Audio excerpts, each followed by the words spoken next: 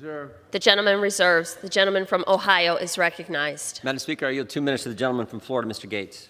The gentleman from Florida is recognized for 2 minutes. If House Democrats were so worried about violence, they wouldn't open the borders, open the prisons, and then disarm law-abiding Americans who want to protect themselves and protect their families.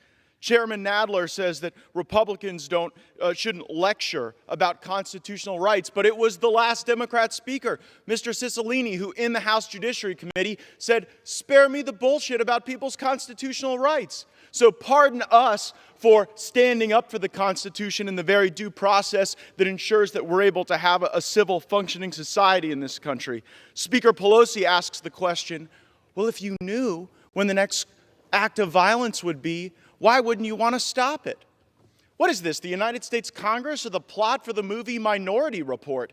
The best you could ever hope to have in terms of warning is what we had in the Parkland case, where a neighbor saw Nicholas Cruz preparing for a school shooting, called the FBI, and because they were so focused on the bureaucracy, they didn't take action. And so that's why I'm against federalizing the regular police, and it's why I'm against federalizing the school police, because the more the FBI was involved, the more they botched the case, and maybe there were people dead who didn't need to be.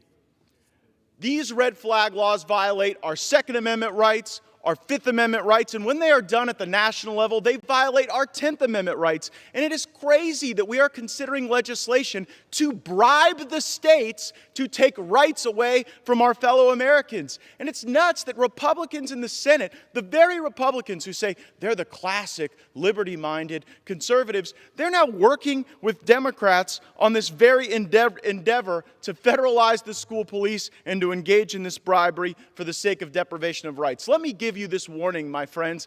It is no victory, as Mr. Carbajal said, that in my beloved Florida, we've used red flag laws 8,000 times. There weren't 8,000 school shooters we stopped, probably not even 8,000 criminals. What we do see is that these red flag laws are used in divorce proceedings. They're used in every type of dispute, and it shouldn't be a cudgel that way. We'll stand up for the rights, and it's no bullshit that we will.